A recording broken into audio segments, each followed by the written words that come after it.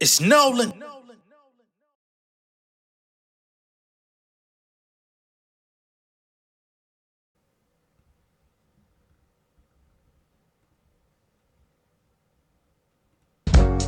Lost member of the Neptunes. Stay shitting on rappers, I need a restroom. My experimentation may need a test tube. It's one man taking out your best crew, it's just do. Blessed who I'm in a class of my own. Naturally known, and then galactically in a zone. They stealing my style, attacking the clones. Niggas think it too hard to put a bat to your dome. Used to be a bachelor, now I'm immaculate. I'm accurate, son of rappers with Planned Parenthood. I ain't having it, arrogant to the core. Confident in my flaws, crazy nigga need asylum like a side of Shakur. Every time I spit a rhyme, they applaud. I've been consistent, I've been persistent. I got it twisted. I punch lines all night like I'm Sonny Liston. I'm masked up with the gloves like I'm Bernie. Listen, I ain't got no room for rumors. Catch body in Monty Tumor, I'm too ruthless. Move product, I'm Frank Lucas, no state troopers. Jay do this.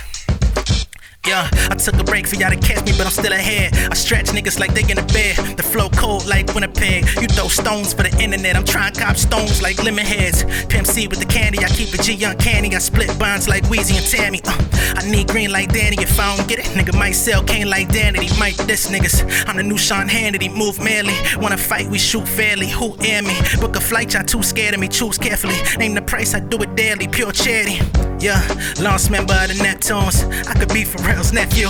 Take refuge, I might X you. The flow special, the bars too graphic. I write up in megapixels. Been great, y'all been hating. Gatekeeping and dictating. If I may say, y'all dictating. Acting too important for sensation. The shit basic. Clubhouse nigga with no credentials or big faces. Log in for celebrity, shit weird.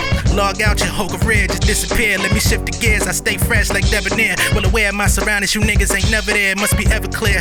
I've been climbing up in several tiers. At every level embarrassed niggas, they shedding tears. These niggas snake like Metal Gear, never silent. On my Doc Dre, I might drop a tape every 7 years. Fuck it. Lost member of the Neptunes. New class in session, I gotta check those. Ice cold, my rhymes rolled in an igloo. Same shit, new day like I'm Pitbull. What's going on, beautiful people? It's the kid J Nolan here. Welcome back to another episode of Inside the Industry, your number one source for music, entertainment, commentary, and breakdowns.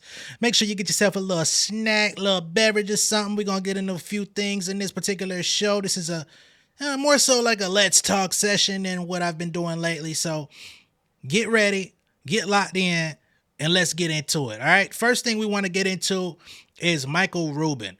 All right. Now, we did recently speak about Michael Rubin being on the Breakfast Club. The first thing that we spoke about, or the main thing we spoke about, was how Michael Rubin banned Kendrick Lamar's Not Like Us from the White Party a couple months back. You know what I'm saying? He's tight with Drake. He said, that's my friend. I don't want to play none of the music that's going at him.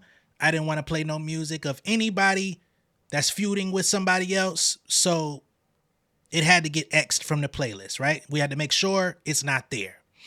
There was also a mix-up of the song that it ended up getting played anyway due to Rap Caviar playlist. Got halfway through the song. He said, hey, cut that shit off. Drake's on the way. Okay? So he was trying to protect his friend. That's one part of his Breakfast Club interview. Now, another part of his Breakfast Club interview that's ruffling some feathers out in the streets is the fact that he started calling out one of the issues he had with the black community. Let's just go ahead and not even try to sugarcoat it. Let's not try to be pretty about this shit. And basically in this situation, he was trying to once again defend one of his so-called friends. He's got a few in the industry, Drake being one of them, Meek Mill being one of them, Lil Baby being one of them, Jay-Z being one of them. Okay.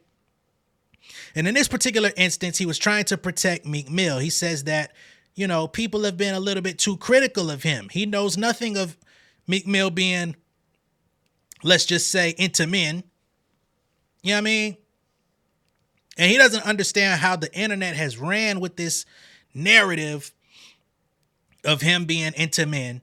And y'all know the nigga that they trying to say he's linked to. A lot of people have tried to say him and Diddy were into some extracurricular activities.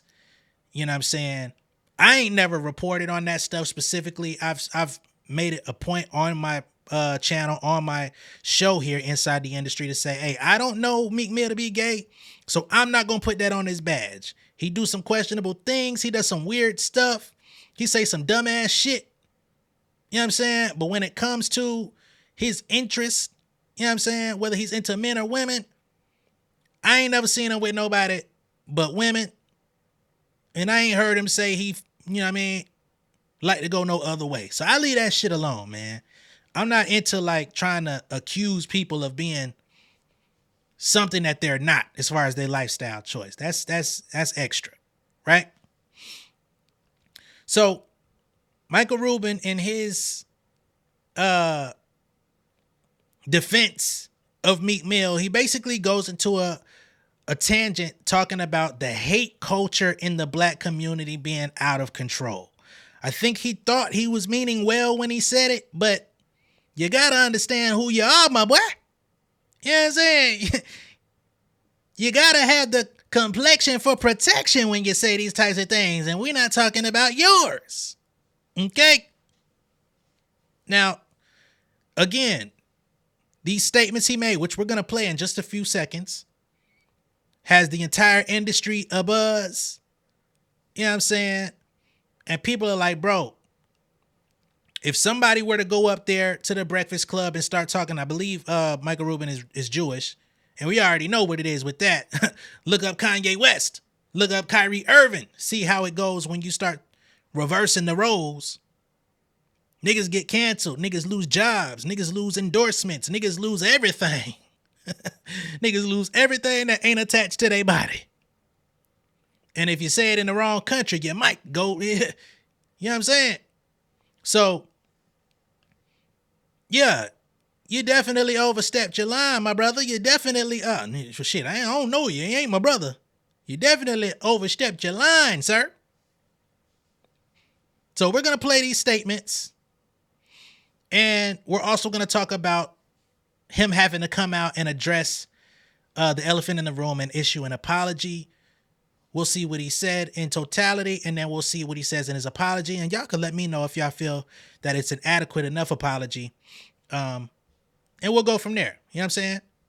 So just give me a moment here.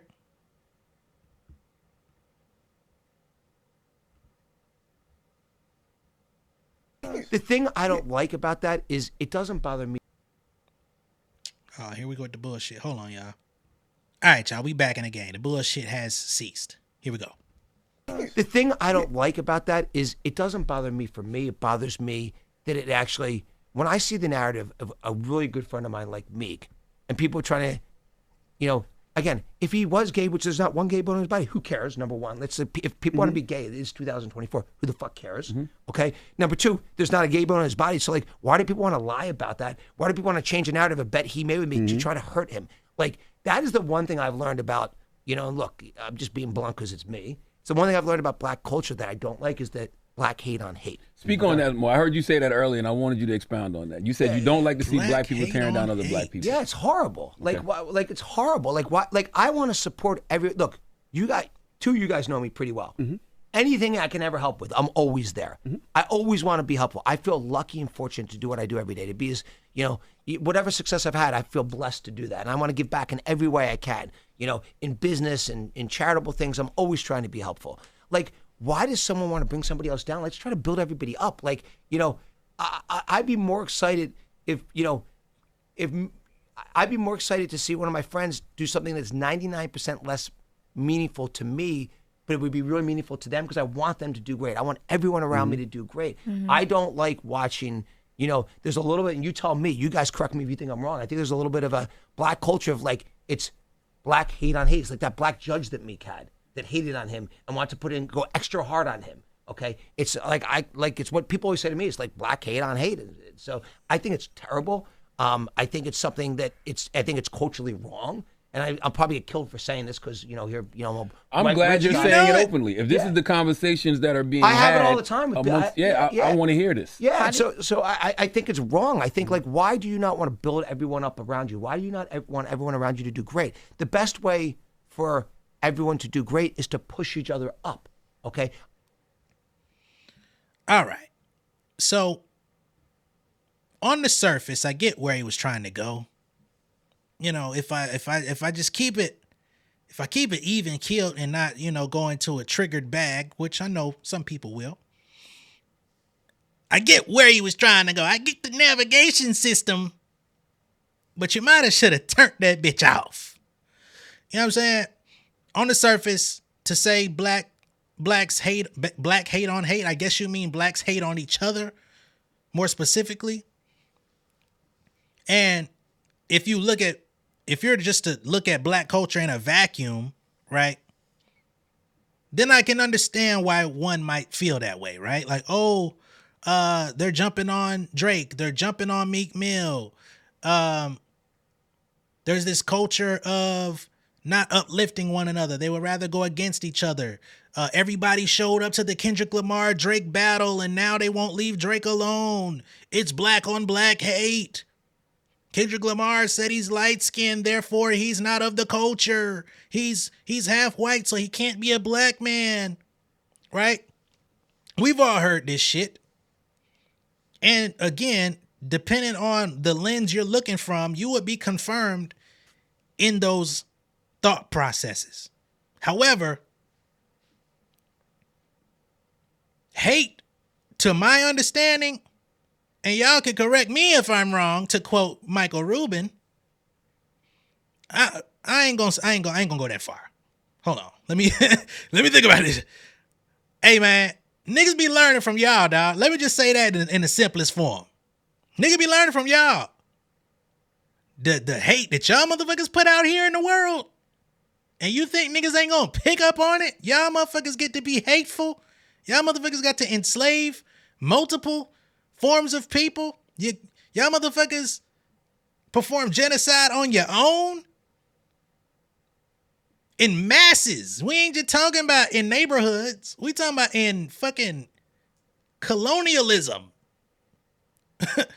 Excuse me? Y'all perform hate in masses. Y'all perform hate rituals. And you want to tell me, could we talk down on a couple niggas? We got a hate on hate culture? See, that's when niggas start pointing the finger, shit get a little critical, shit get a little different, cause you got a couple aim back at you, my guy. You should have boy. Now you a billionaire, so motherfuckers gonna respect your dollar, niggas gonna respect your money, all that good shit, man. I'm a little disappointed in the two motherfuckers sitting in that room. I think it's 3 actually, but I'll give it to just 2 for the main characters. I don't even know homegirl name that was in there. Much love and respect to you. You know what I'm saying? I know you just there while Jess Hilarious is on pregnancy leave and shit. But Rashawn, you got a black ass name, boy. Leonard. Come on, man. Y'all ain't say nothing. Y'all ain't get no pushback. You mean to tell me y'all niggas give more pushback to Joe Biden than this motherfucker? Come on, man. We got to do better, man. And I'm glad somebody said it. What do you mean, Charlamagne? You're one of the conductors of hate in our culture. You see how many motherfuckers go at what? How many motherfuckers don't care for you because of shit that you've done? Conductor. Like, let's be serious. Let's be real about life for a moment here. Okay? Then if you want to all right, let's not do all of the historical context. Let's simplify what we're saying here, right? Okay, cool. Well, look at all the gossip sites that are out there that are non-black. You know what I'm saying? If you want to say, well, look at the Shade Room. Look at this. Look at that. All right, bet. We don't got none of that shit in grocery stores like the Inquirer, excuse me. we ain't that level where you any store you go into, you can see the shit. Look at what they did to Michael Jackson all them fucking years. And I ain't saying he's white. I'm just saying that was white publications tearing that man down. You know what I mean? Did I say Radar Online? Did I say motherfucking, what Perez Hilton used to do out this motherfucker? Excuse me? You talking about white on white hate? Y'all motherfuckers are very good at it. You know what I'm saying? Where's all the respectability politics niggas at, man? or should I say the anti-respectability politics niggas at? The ones that say, hey, no, people do bad things to people within their community because that's the people in their locale. It's not about hating the next person. It's about people with lack of resources, people that are undereducated. They go out and do things in proximity to their home. What happened to all that type shit? Everybody seem to understand that when it... What? My boy, you got the game all fucked up. And this nigga said, I'm glad somebody's saying it. Sir. Leonard and Rashawn. When we just talking about niggas with names like that that might get their application overlooked about a month or so ago, Hulk Hogan certainly wouldn't hire you niggas, man. What the fuck is going on with you niggas, man? Are you talking about some black hate on hate? Y'all got to do better, man. At least do some at least at the very minimum, you know what I mean? Y'all niggas need to go to goddamn what's the fucking school? Juilliard. Y'all niggas need to at least do some performative outrage to keep some shit in order, man. Y'all niggas ain't learned how to act yet. Y'all just want to be aloof all your lives. The fuck is going on, man? Then Charlemagne gets a pass when he's outside the Breakfast Club. He goes and puts on a fucking mock neck turtleneck and be going on these white shows and shit and gets to act like he's goddamn Malcolm X 3.0 and shit. Then he sits his ass up at the Breakfast Club and just be shucking. That is crazy to me. Now let's get into Michael Rubin's apology before I keep going in on these niggas, man. Y'all niggas want to stand on business with goddamn shit. Y'all niggas is products of the same shit. If we gonna keep it $1,000. Y'all niggas stood on business with Birdman. Y'all niggas stood on business with goddamn Jesus and Mero. But y'all let them man play in y'all motherfucking face. Excuse the hell out of me. So Michael Rubin then comes out and he says, I got a phone call from one of the people I have the most respect for in the world. Let's go ahead and cut the bullshit. Jay-Z called your ass. Jay-Z made the call. He says, they told me while they appreciate my intention, it's not my place to speak on black culture. I get it and really appreciate the input. He says, my intention was to say how important it is that we need to uplift each other, stop hate on each other, and push each other to win, and always root for each other's success. My bad. Much love and appreciate the feedback. And then he goes on to tag Breakfast Club, DJ Envy, Charlemagne the God, and I guess the other co-host that's there in the meantime is Lauren LaRosa. Let me put some respect on your name, but not too much because you ain't say shit, but it's not your show.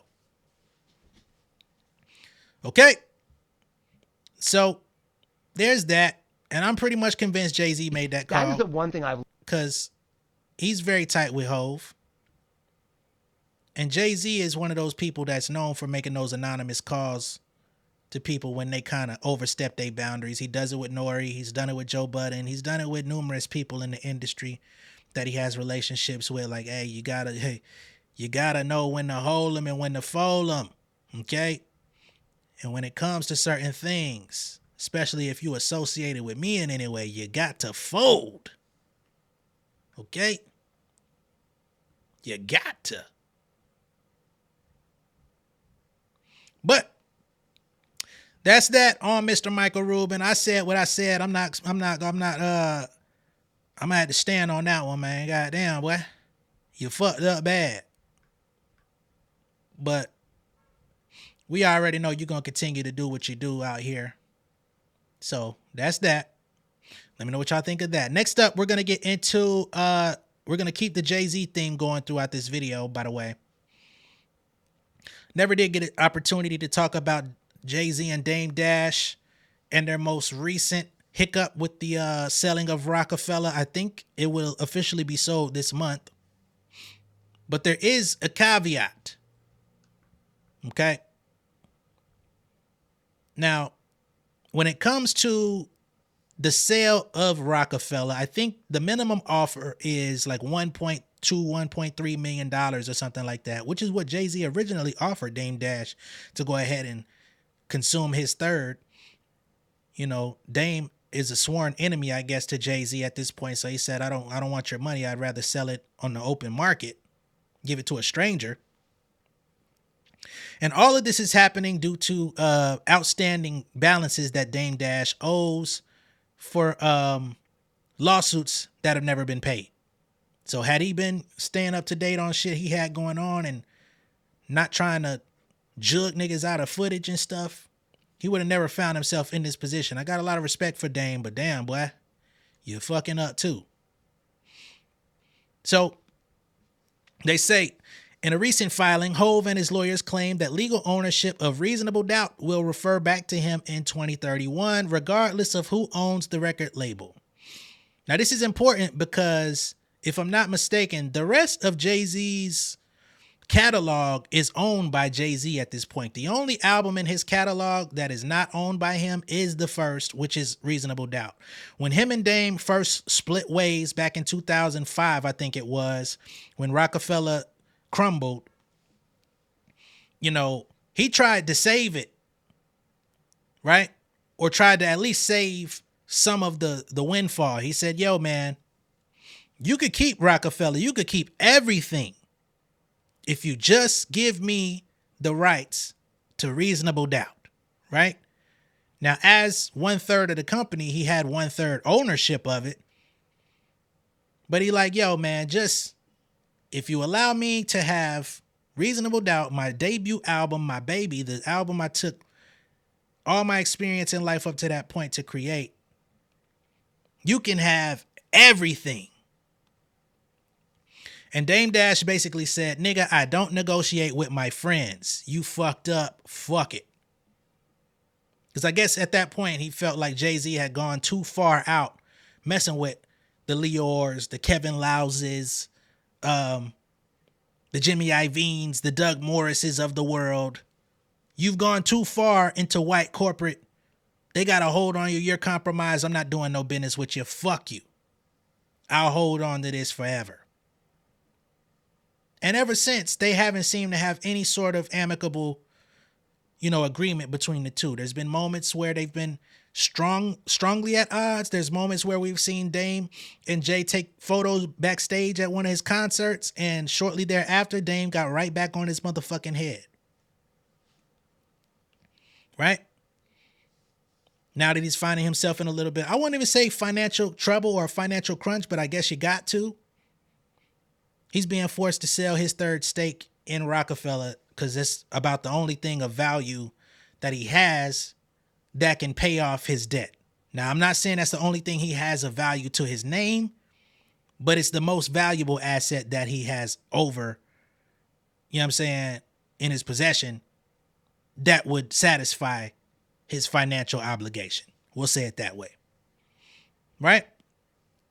So now that this is happening, Jay-Z is finding himself in a position of power now that Dame will be relinquishing his. So he says, whomever buys the remaining stake in this company, you just must understand this album Reasonable Doubt is coming back to me in 2031. So you have about 7 years to make profits off of the streams, off of the usages in TV and film. They got a whole TV show called Reasonable Doubt that every episode is named after a Jay-Z song. So there is some sort of, fiduciary value in this particular record, even though it's not the most popular from his discography. That's where we're at with it, right? So he's saying, this bitch coming back home to me, buddy. You get to share for 7 years. And I don't even know if there's any other assets still under the Rockefeller Inc. company.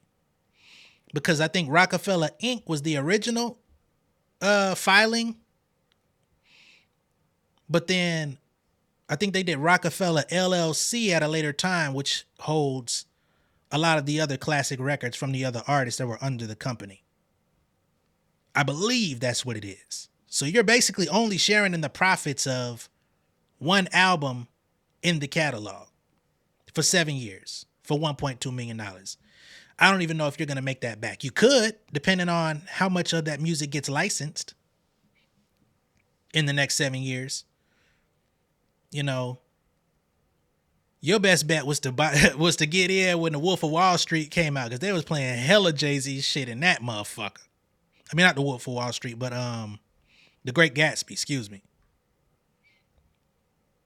Shit, I'm getting my Leo movies mixed up. But anyway, Dame Dash has come out and he says they can say what they want. This shit is still for sale. You're not buying a copyright, basically saying you're not buying the rights to just an album. You're buying a piece of a company, Rockefeller Inc. So he's trying to go ahead and do damage control and say, hey, it's not just Reasonable Doubt. It's an entire company. You're playing semantics, Dame, because you know that company don't own shit else. Okay? So they say Dame's 33.3% interest in the once famed record label will be sold off at a public auction in New York City on August 29th. Proceeds from the sale will be used to satisfy the $823,000 he owes to movie producer Josh Weber for copyright infringement and defamation over the 2016 film Dear Frank. I think he tried to resell the film. I think that's what it was.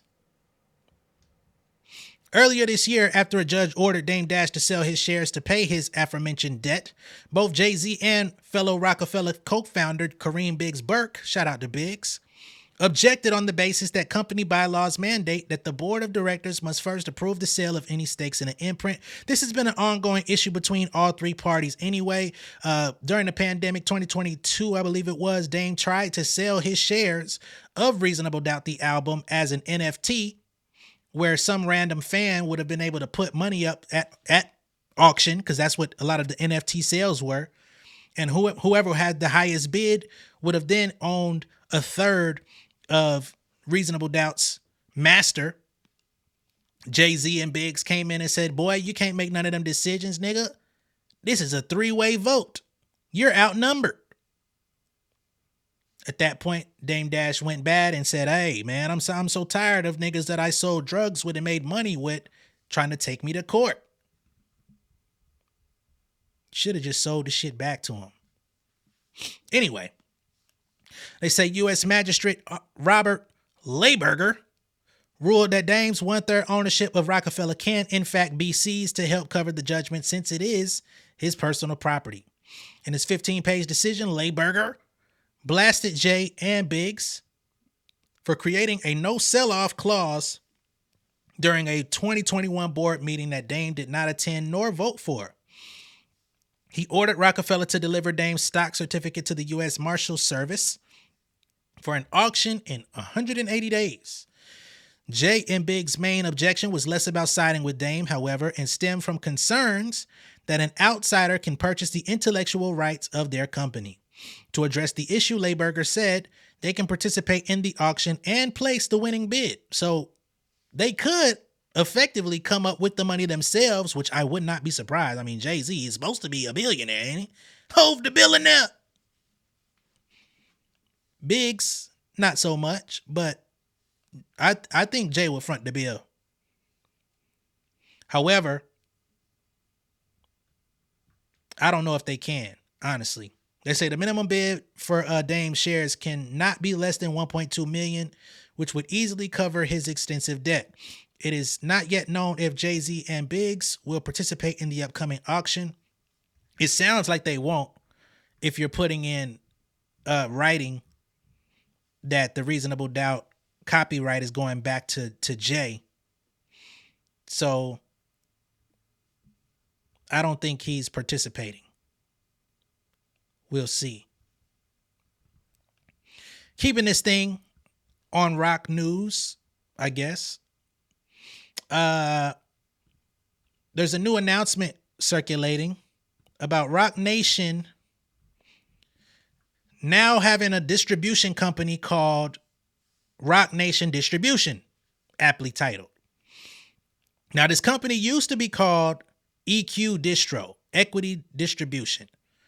It was a startup. I believe Jay-Z's nephew was really passionate about this, and he started this company, EQ Distro, a few years ago, and he kind of had lay of the land, and they've signed some, I won't say signed, but they've acquired partnerships with some independent artists out in the game.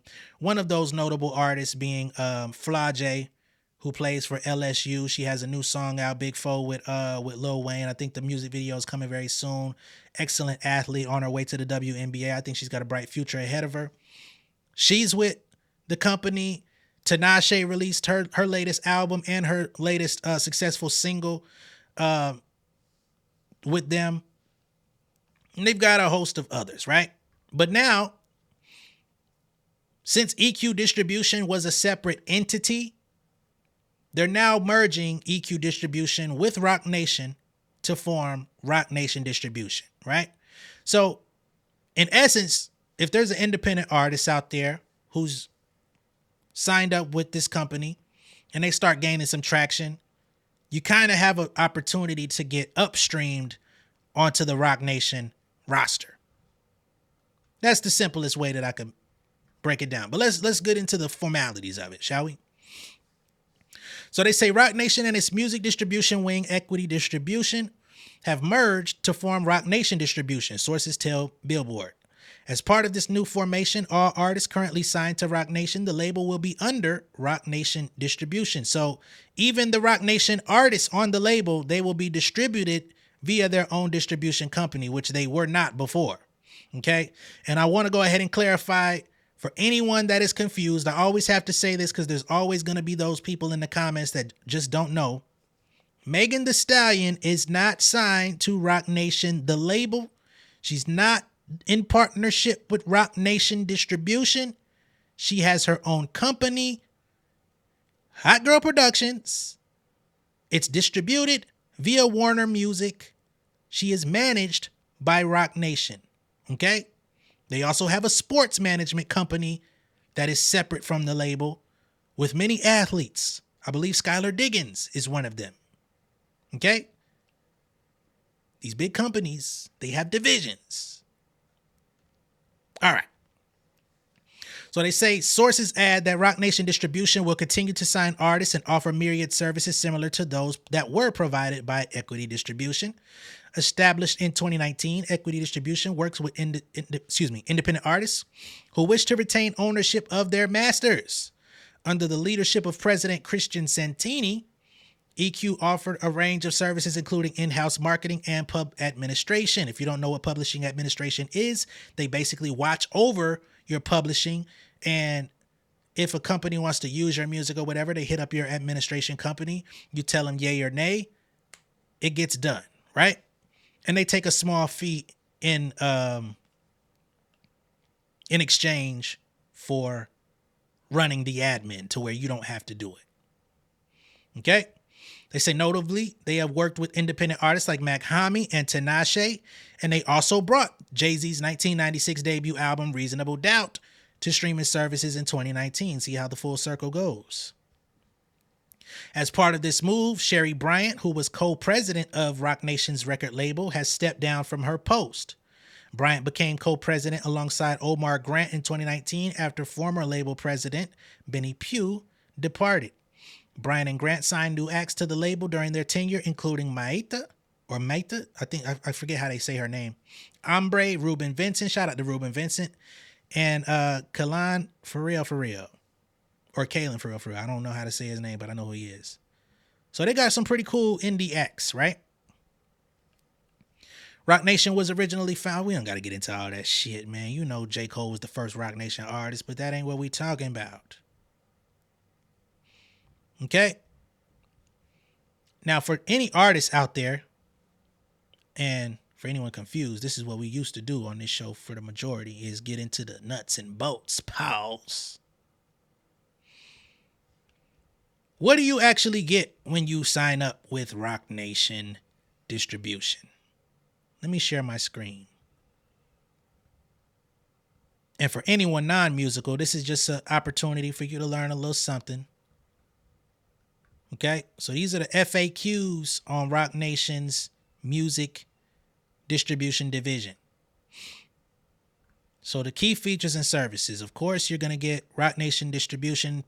They're partnered with over 200 digital streaming platforms, including Spotify, Apple Music, Tidal, TikTok, to ensure your music reaches a wide audience. This global reach helps artists maximize exposure and earnings. You get to retain ownership of your masters, which with any distribution company you would get. So they say one of the standout features of Roc Nation distribution allows artists to maintain ownership of their masters. This ensures artists receive the majority of streaming revenue and other royalties, fostering greater financial independence and creative control. You're going to get real-time reporting and analytics, so you can see the traffic that's going on with your music on these different platforms. I'm just going to, paraphrase this stuff, because who wants to sit through all of this? You're going to get your monthly payouts and direct payments, right? So all you got to do is set up your bank account or a PayPal account, join it with your Roc Nation distribution account so that they can pay you directly. They say additionally, the platform supports direct third-party payments, allowing for easy revenue splits with collaborators. Additional services, video distribution. This is very key. Not every company offers video distribution. So if you have music videos and you want to put them up on Vivo, Amazon Video, or Apple Music via Roc Nation distribution, you can do so. Other companies will force you to pay. Even DistroKid has a video distribution arm that will force you to pay a yearly subscription in order to put your music videos on these different platforms. You don't pay any of that with Roc Nation. This is not an ad, by the way. You also receive publishing administration from the company, and I told y'all what publishing admin was a few minutes ago. But in simple terms, they will collect royalties on your behalf, and they keep like a small percentage. Okay. We're going to keep going down. Key differences between Roc Nation distribution and a traditional label ownership. Of course, again, you keep your masters. You get the majority of your streaming revenue. You get distribution, analytics, pub administration, playlist pitching, and brand partnerships. We all know Roc Nation is known for brand partnerships, but you're only going to get them if you become a top earner or you get some motion on you and they start seeing like, hey, what's going on with this person over here? They're not going to give that to you off GP. Okay. Let me see if there's anything else pertinent on this page. I think this is very pertinent, actually. The deal structure and financial terms. Let's just run this real quick.